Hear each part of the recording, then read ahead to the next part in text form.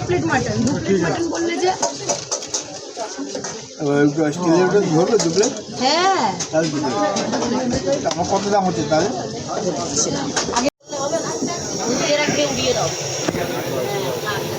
বুঝলা?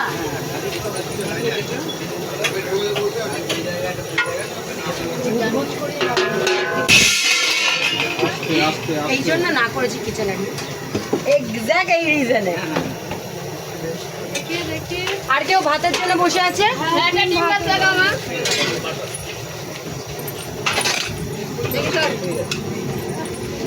আমার বড় ছামটাটা দাও না গো।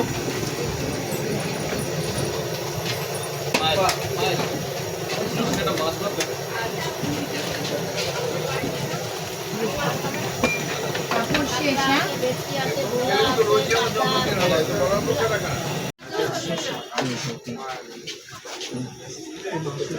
না আমি বলছি যে আমি কি ফোনে নিয়ে নিতে পারবো ওরা? একদম তাহলে তো ঠিকই আছে। শুধু হোম ডেলিভারি এই 3 কিলোমিটার কত দিতে হবে? সেটা তখন বলে দিই, এখন মাথা খেলছে না। না আছে কত থাকে? কোন বাড়িটা মা? ওই ওকে দিয়ে দাও। বাড়ি থেকে এলে আসলে এটা কারণ কি বাড়ি থেকে এলে যাতে আইটেমগুলো দিয়ে দিতে পারছি আমার সঙ্গে।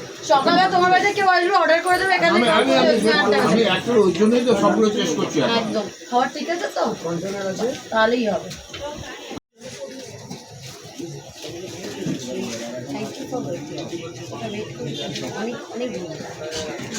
দে ওটা দিয়ে দেখি। আমাকে একটা চামচ দাও দোকান থেকে, আর দুটো ডালের বাটি এনে দে। বাবা একটু এগিয়ে বসে না, এটার মধ্যে ধাক্কা দিলে এটা পড়ে যাবে।